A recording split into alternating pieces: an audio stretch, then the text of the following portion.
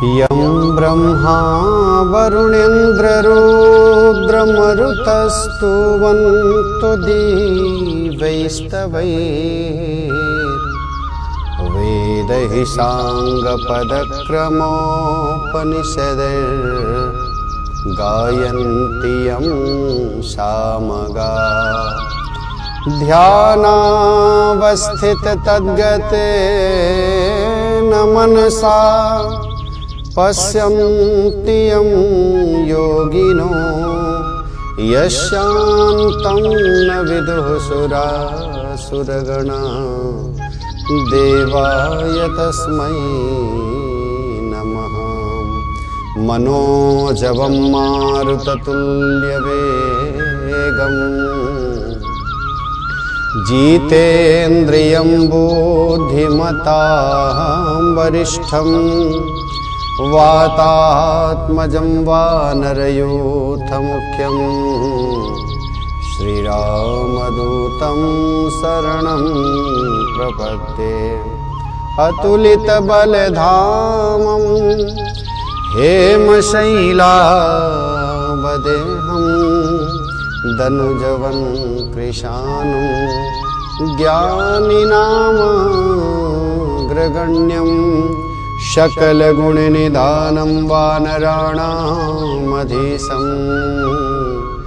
रघुपतिप्रियभक्तं वातजातं नमामि।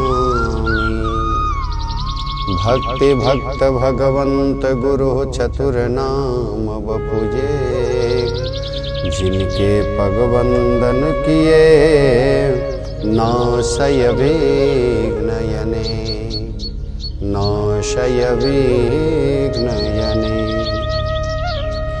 जय जय श्री राधा रमण जय जय नवल किशोर जय गोपीचित चोर प्रभु जय जय माखन चोर जय जय माखन चोर। राम कथा के रसिक वरा भक्त राजमति धीर आई सुवासन लीजिए तेज पुंज कपीवीर तेज पुंज कपीवीर। अनंत कोटि ब्रह्मांड नायक अकारण करुणा वरुणालय परात्पर परब्रह्म श्री कृष्ण की वांगमयी छवि श्रीमद् भागवत महापुराण एवं कथा रसिक श्री हनुमंतलाल जी महाराज। परम पावनी मंगलमय वेला कार्यक्रम सत्संग प्रभात में आप सबों का ढेर सारा स्वागत है। और अभी आप देख रहे हैं ए न्यूज़ टेलीविजन के माध्यम से जितेंद्र वारासर को, और इस दृश्य को सुव्यवस्थित रूप से आप सबों के समक्ष प्रस्तुतिकरण में हमें सहायता कर रहे हैं अनिल ओझा जी कैमरा के माध्यम से। प्रभु की असीम अनुकंपा बनी रहे, यही प्रभु से विनती है और प्रभु से कामना है। सदात्मन पूर्व प्रसंग में हम सब मिलकर के श्रवण कर रहे थे कि मनुष्य को मनुष्यता बरकरार करने के लिए पहला कड़ी है, पहला कदम है विद्या। विद्या के महत्व के बारे में हम सब मिलकर के बड़े आनंद के साथ में श्रवण किए। दूसरा कड़ी आता है तप। जीवन में तप करना, जीवन में साधना करना, जीवन में आराधना करना। जिसके अंदर तप आए ना, ईश्वर की महान कृपा हमें समझना चाहिए, प्रभु की असीम अनुकंपा समझना चाहिए। ये जीव को ईश्वर से मुलाकात करा दे, ईश्वर से मिला दे, उसका नाम तप है। छोटे से दृष्टांत जो सिद्धांत को सिद्ध करता है। भक्त ध्रुव बड़े छोटे अवस्था मन में ऐसी जिज्ञासा हुई, मां से उन्होंने कहा कि मां आज तक कितने दिन बीत गए, मेरे पिता कौन है मुझे पता नहीं। मां एक बात मुझे बताओ, मेरे पिता हैं कौन? भक्त ध्रुव की मां का नाम है सुनीति, जो उत्तानपाद के लाडले हैं। मां के मन में ऐसा संकोच आता है, मां के मन में ऐसा डर हो जाता है कि यदि हम अपने बच्चे से कहें कि तेरे पिता इस देश के राजा हैं, तो मन में उसके पता नहीं जाने के बाद सम्मान होगा या नहीं होगा, ये कोई नहीं जानता। एक जो मां का प्यार है बच्चों से, वो बच्चे से प्राप्त हो रहा है और बच्चे अपनी मां के स्नेह को प्राप्त कर रहे हैं। लेकिन मां के मन में डर है कि कहीं मेरा बच्चा जाए और वहां पर उनके साथ में यदि व्यवहार अच्छा ना हो और बच्चे के दिल पे किसी भी प्रकार से आघात पहुंचे, तब तो बड़ी कठिन है। जीवन में 4 हट बड़ा जबरदस्त है। पहला है बाल हट। बच्चा जो कहता है ना, उससे करके दिखाता है। मां मुझे ये चाहिए तो चाहिए, जहां से भी लाओ, ये मुझे पता नहीं, इसको कहते हैं बाल हट। योगी हट, योगी जो कहता है उसको करके दिखाता है।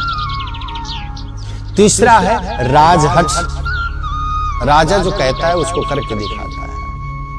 और चौथा है महाराज, चौथा है आपको स्त्री हट, जो कई ने कह दिया कि ये मुझे करना है, मुझे ये तो जैसे भी, ये 2 वरदान मुझे चाहिए तो चाहिए, उसने दिखा दिया। और यहां पर भक्त ध्रुव हट, और भक्त ध्रुव के हट के कारण से आज मां को बताना पड़ा, बेटा ये देश के जो राजा है ना, ये तेरे पिता है। मन में बड़ा उत्साह आया, अरे मैं राजा के बेटा, मैं एक मुझे बात बताओ, मैं राजा के बेटा होते हुए भी आप इस जगह पे रहती हैं, आखिर क्यों, कारण क्या है? आज ही चल करके मैं अपने पिता से बात करूं और चल करके कहूं कि मेरे मां को भी राजमहल में रखना है। और भक्त ध्रुव के मन में ढेर सारी खुशियां, महाराज एकदम उछाल मार करके, और भक्त ध्रुव राजमहल के लिए प्रस्थान करते हैं। और भक्त ध्रुव जब गए ना, तो उस समय में दरबान ने, द्वारपालों ने देखा कि अरे सुनीति महारानी के लाडले सरकार, राजकुमार सरकार आज वर्षों बाद इस राजमहल में प्रवेश कर रहे हैं। सभी ने झुक करके प्रणाम किया, स्वागत किया, आइए पधारिए। सब कोई आगे जब प्रवेश किए तो सामने में उत्तानपाद जी महाराज बैठे, राजा बैठे, सभा लगी हुई थी, राजा बैठे थे। और उसी क्रम में भक्त ध्रुव जब देखे कि मेरे पिताजी की एक जंघे पर मेरा भाई बैठा हुआ है और उनके जस्ट बगल में ही मेरी मां बैठी हुई है, यानी उत्तम की मां बैठी हुई है, सौतेली मां बैठी हुई है। भक्त ध्रुव के मन में ऐसा जिज्ञासा हुई कि मैं भी छलांग लगाऊं, और एक जगह पर मेरा भाई बैठा है तो मैं भी दूसरी जगह पे जाकर के मैं भी बैठ जाऊं। और महाराज उस समय प्रवेश में दौड़ करके गए और जाकर के जैसे ही बैठना चाहे, उसी समय में सौतेली मां बगल में बैठी थी, जिनका नाम सुरुचि था। उन्होंने हाथ पकड़ा और झट से नीचे गिराई, और गिराने के बाद कहती है कि ऐ ध्रुव, तुम अपने पिता की गोद में बैठना चाहते हो, जाओ ईश्वर से विनती करो, प्रार्थना करो, और उन ईश्वर यदि तुम्हारे विनती और प्रार्थना को सुन लिया ना, तो मेरे गर्भ से यदि जन्म लेते हो तभी इस गोद में बैठ सकते हो। महाराज मानो कि भक्त ध्रुव को किसी ने बाण चला करके मार दिया। भक्त ध्रुव नीचे गिरे, नेत्रों से आंसू बहने लगा। क्या मैं अपने पिता के प्यार को पा नहीं सकता? मैं भी तो पिता के मैं बच्चा हूं, और एक बार भी उत्तानपाद एक बार भी अपने पत्नी से बोले नहीं। एक बार भी फटकार करके बोल दिए होते कि सुरुचि तुमने ऐसा क्यों किया, ये भी तो मेरा लाल है, ये भी तो मेरा बच्चा है। लेकिन भक्त ध्रुव नीचे गिरे पड़े हैं महाराज, लेकिन उत्तानपाद एक शब्द भी अपने पत्नी को बोलने के लिए तैयार नहीं। भक्त ध्रुव जैसे तैसे उठे महाराज, अस्त व्यस्त हो गए थे। जितने मन में खुशियां थी ना, उतना ही आज आक्रांत में परिणत हो गए, उतना ही खुशियां से दूर हो गए।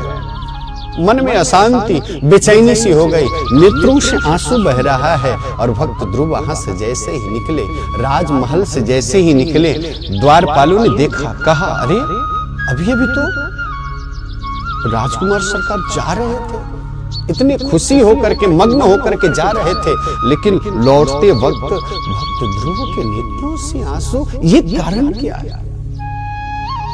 महाराज उस समय में द्वारपालों ने कहा कि पता नहीं हुआ क्या, और भक्त ध्रुव के नेत्रों से आंसू बह रहा है, और भक्त ध्रुव आगे के लिए प्रस्थान कर रहा है। उधर मां को चिंता लगी हुई है, पता नहीं मेरा बेटा गया तो आखिर उसको मान मिला कि अपमान मिला। इस कारण से लेकर के और बेचैनी बढ़ते गई, और बेचैनी बढ़ते गई। मां भी अपने बेटे के इंतजार में बैठी हुई है। मां भी अपने बेटे के इंतजार में बैठी हुई है कि भक्त ध्रुव आए तो मैं अपनी गोद से लगा लूं, मैं अपने हृदय से लगा लूं। पता नहीं मेरे बेटा को कैसा, किस प्रकार से व्यवहार हुआ होगा।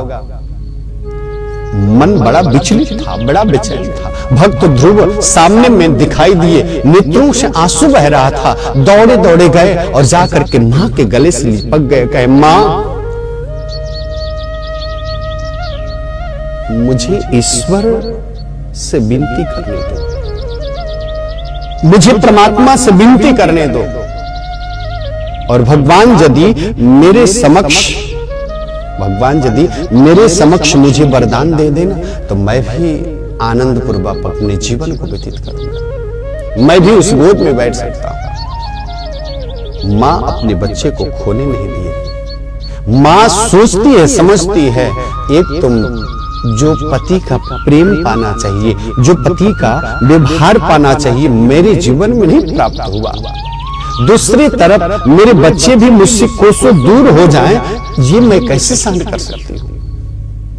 महाराज उस समय में मां बड़ी विचलित हो गई, हृदय से चिपका करके भक्त ध्रुव को रखी है, और भक्त ध्रुव को रख करके विनती कर रही है ईश्वर से, हे ईश्वर तेरा क्या मर्जी है।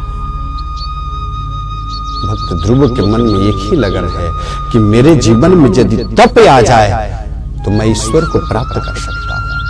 और कहते हैं लगन तुमसे लगा बैठूं, जो होगा देखा जाएगा, जो होगा सो देखा जाएगा। हे ईश्वर लगन अब तुमसे मैंने लगा बैठा, जो होगा ना अब ईश्वर अब तुम देख लेना, अब मुझे ये पता नहीं।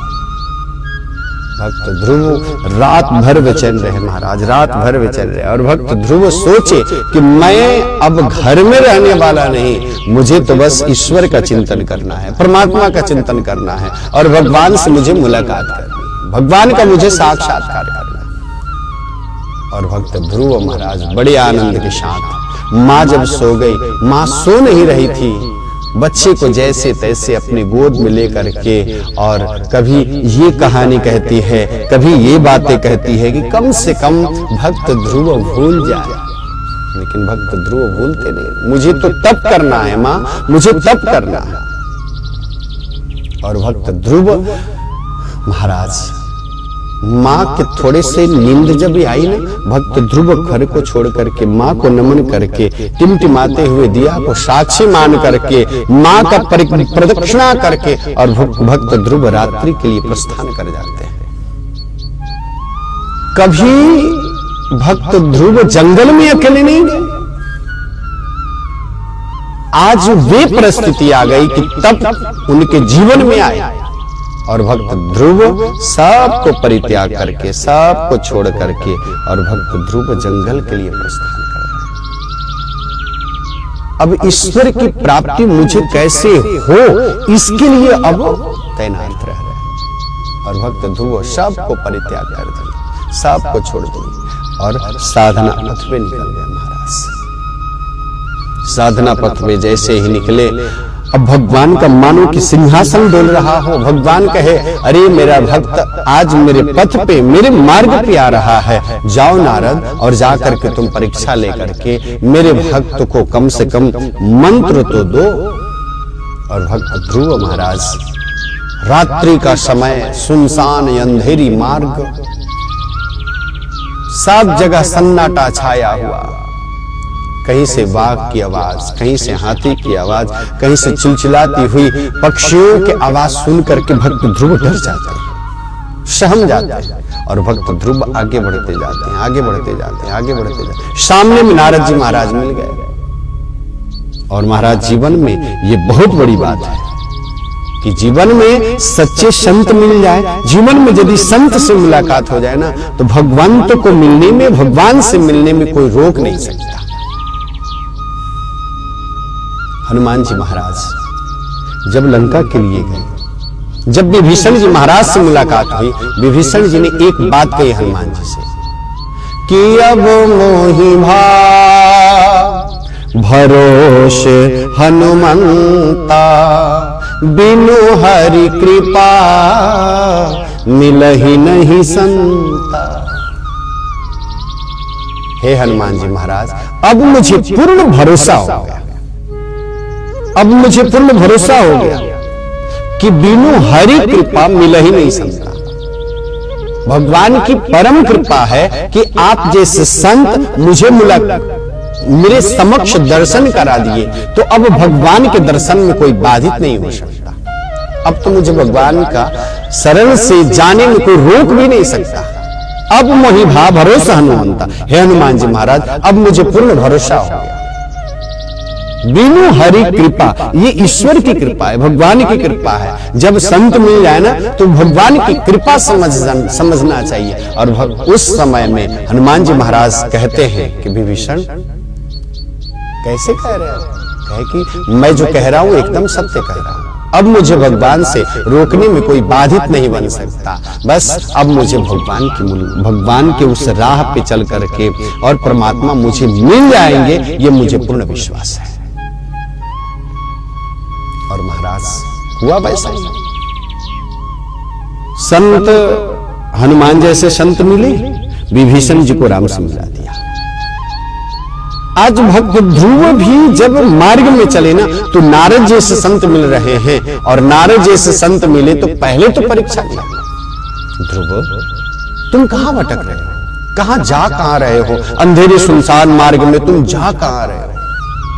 भक्त ध्रुव कहे, बाबा अब मेरे पथ पे रोको मत आप, मुझे तो आगे बढ़ दो, मुझे तो ईश्वर से मिलन करना है, परमात्मा से मिलन करना है।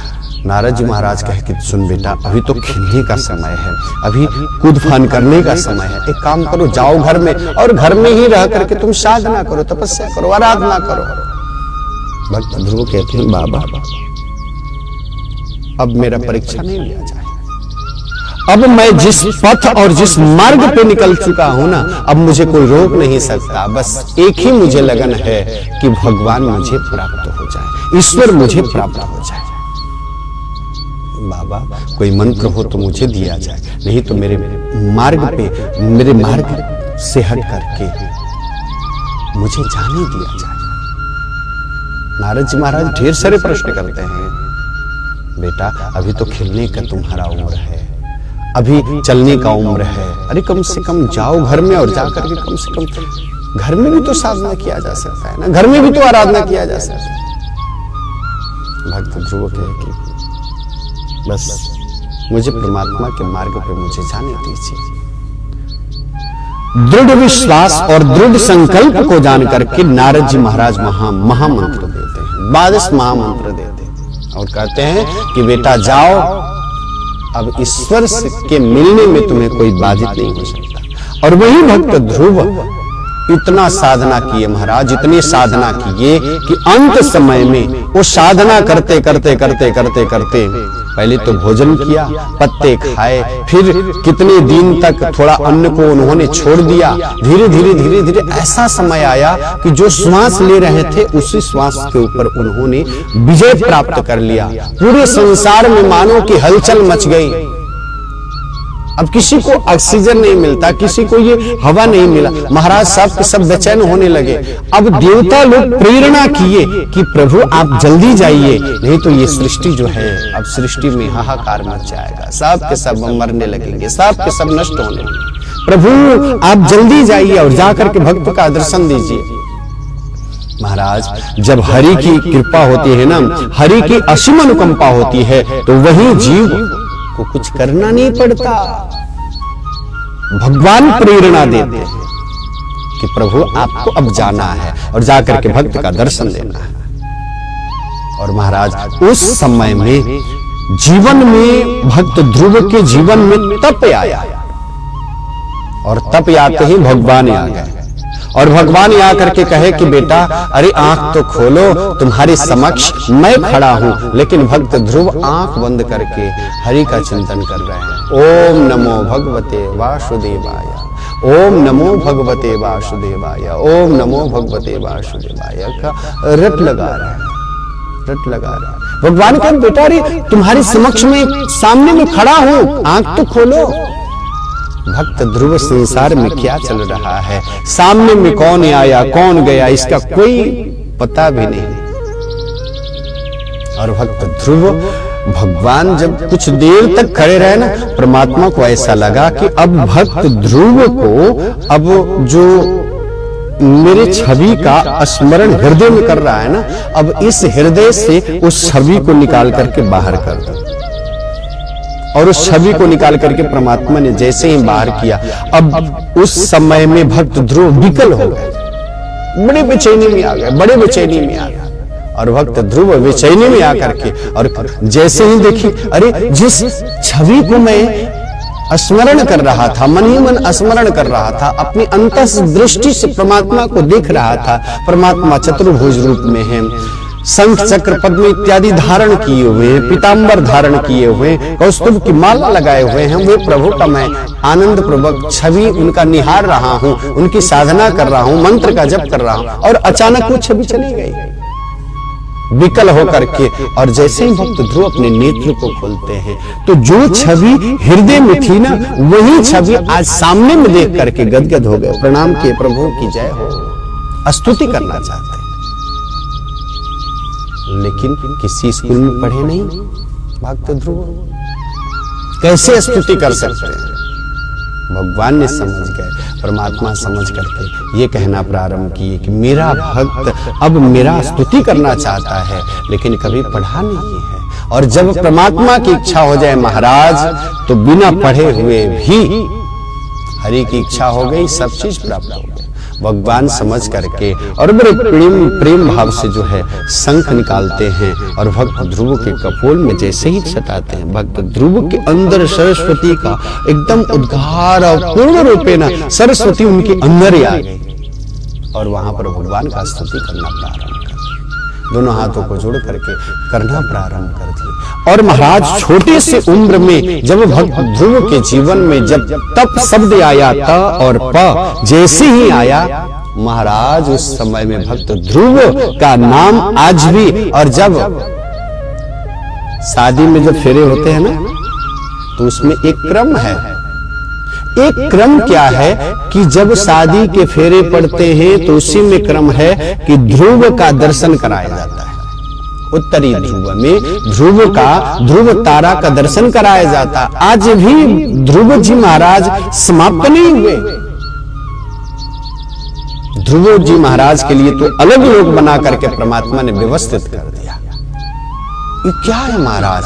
कहा कि यही तो तप है। और जीवन में यदि तप आ जाए ना, तो जीवन में मनुष्य के मनुष्यता बरकरार करने के लिए आपने पहला सीढ़ी को पार करके दूसरा सीढ़ी भी आप पार कर गए। ये है जीवन का तप। एक बात और बताते हैं, तप बल रचई प्रपंच विधाता। तप बल रचई प्रपंच विधाता। तपस्या के ही बल पे ये ब्रह्मा जी विधाता तपस्या के ही बल पे ये पूरे सृष्टि की रचना करते हैं। तपस्या का ही तो बल है। सृष्टि में जो लेखन करते हैं ना, बस ये तपस्या का ही प्रभाव है। पूरे चराचर में जलमग्न था भगवान विष्णु, शेष सैया पे विराजमान थे।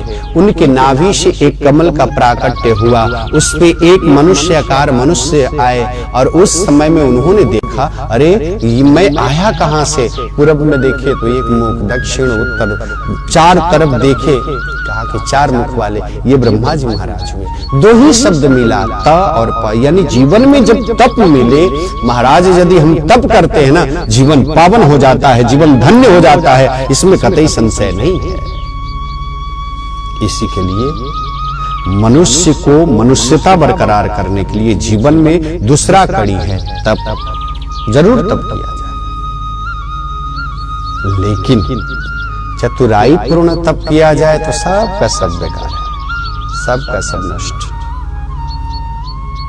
एक बार एक छोटे से दृष्टांत के माध्यम से हम सब मिलकर के श्रवण करें। एक बार एक व्यक्ति सोचा कि चलो चलते हैं और तपस्या करेंगे और भगवान मिलेंगे ना, तो भगवान मिलने के बाद भगवान से खूब मांगेंगे, प्रभु मुझे धन दे दो, दौलत दे दो, ऐश्वर्य सब चीज दे दो मुझे। और वो व्यक्ति गया तपस्या करने के लिए और तपस्या किया। तपस्या करते करते करते करते भगवान वहां प्रकट हो गए और प्रकट होने के बाद में कहे कि बेटा मांगो, तुम्हें क्या चाहिए? कहा कि प्रभु मुझे दे दीजिए, जो अच्छा लगे वो दे दीजिए। भगवान कहे नहीं नहीं बेटा मांग लो, तुम्हें क्या चाहिए?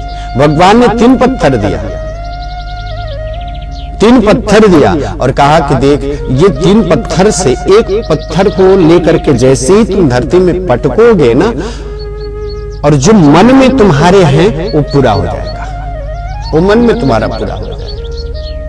कहा कि इससे बड़ी क्या हो सकती है? महाराज वहां भगवान अंतर ध्यान हो गए और वो व्यक्ति मन में ऐसा विचार किया, अब वहां से दौड़ करके इस खुशखबरी को घर तक चल करके मैं चल करके पुगाऊं, तो उसके लिए दौड़ करके चल रहा था महाराज। तब तक जितना तेजी से दौड़ रहा था ना, उसके बगल से एक सियार उससे और तेजी से दौड़ करके भागा। उसके मन में ऐसा विचार आया कि काश हम 2 पैर से दौड़ रहे हैं, ये 4 पैर से दौड़ रहा है, यदि मेरा भी 4 हो जाए तो मैं भी तेजी से दौड़ सकता हूं। उसने निकाला पत्थर को, निकाल करके पटका और कहा कि मेरा भी 4 पैर हो जाए। महाराज 4 पैर होने के लिए कोई बड़ी बात नहीं है, लेकिन कम से कम जो प्राप्त है उस पे तो आपको कम से कम दौड़ना तो पड़ेगा ना। सियार तो बचपन से 4 पैर से ही दौड़ता है। महाराज जैसे ही 4 क्या हाथ मिला करके 6 हो गए। अब तो ये कहता है इधर चलो, ये कहता है इधर चलो, ये कहता है इधर चलो, ये कहता है इधर चलो। बीच में बेचारा थक्का बक्का सा रह गया, करे तो करे क्या, अब क्या होगा? फिर दूसरा पत्थर निकाल करके पटका और कहा कि मैं जैसे था वैसे हो जाए। और महाराज दूसरा पत्थर भी उसका चला गया और तीसरा पत्थर भी निकाला और जैसे पटका और कहा कि हे प्रभु अब मैं करूं क्या? तीसरा पत्थर भी समाप्त हो गया। कहने का अभिप्राय यह है कि जीवन में जो ये शरीर जो प्राप्त हुआ है ना, इतनी सुंदर जो शरीर हम सबों को प्राप्त हुआ है, ये समझ लीजिए ये गॉड गिफ्ट है, ईश्वर का दिया हुआ एक बहुत सुंदर तोहफा है। और महाराज ईश्वर के दिया हुआ इतनी सुंदर शरीर से यदि हम सदुपयोग न करें, ये क्या है? भगवान ने तो पत्थर तो दिया, लेकिन उसमें सदुपयोग नहीं कर पाया अपने जीवन में। ठीक उसी प्रकार से यदि ये शरीर मिला है ना, मनुष्य का तन मिला है, तो दूसरा कड़ी जीवन की यदि सार्थक लग जाए, ये तपस्या जीवन में आ जाए ना, तो जीवन पावन बन जाएगा, जीवन आनंदमय बन जाएगा। इसमें कतई संशय नहीं है। इसी के लिए कभी भी जीवन में हमें आनंद पूर्वक अपने जीवन को व्यतीत करना चाहिए। ये मनुष्य का दूसरा कड़ी है जिसमें हमें तपस्या प्राप्त हो, और तपस्या यदि तप मिल जाए जीवन में तो कहना ही क्या है। मनुष्य के पहला कड़ी मैंने पार कर लिया, दूसरा कड़ी भी मैंने पार कर लिया। इसी के लिए प्रभु से विनती किया जाए, प्रार्थना किया जाए, हम जहाँ हैं वहीं सुखी रहें। और मनुष्य के तन को मैंने प्राप्त किया, अब आनंद पूर्वक ईश्वर हमें आनंद पूर्वक बताया। इसी के लिए इसी शुभ संदेशों के साथ कार्यक्रम सत्संग प्रभात ई न्यूज के माध्यम से आप सब मिल करके श्रवण कर रहे हैं और देख भी रहे हैं। सुमधुर व्यवस्थित करने के लिए हमारे समक्ष अनिल ओझा जी बड़े ही प्रेम भाव से इसे कैमरामैन के माध्यम से, कैमरा के माध्यम से आप सबों के समक्ष प्रेषित कर रहे हैं, उसके लिए ढेर सारा धन्यवाद। आने वाले सत्र में पुनः हम उपस्थित हो रहे हैं, यानी विद्या तप जेशाम न विद्या न तपो न दानम न चापि शीलम। शील क्या है, इस चीज को लेकर के हम उपस्थित हो रहे हैं। तब तक लिए कार्यक्रम सत्संग प्रभात रेडियो, कार्यक्रम सत्संग प्रभात ए न्यूज के माध्यम से, ए न्यूज टेलीविजन के माध्यम से आप सब मिल करके देख रहे हैं। इसी शुभ संदेशों के साथ जितेंद्र पाराशर को विदा दीजिए और बड़े आनंद के साथ आप देखते रहिए ए न्यूज टेलीविजन। जय श्री राधे, जय श्री कृष्ण।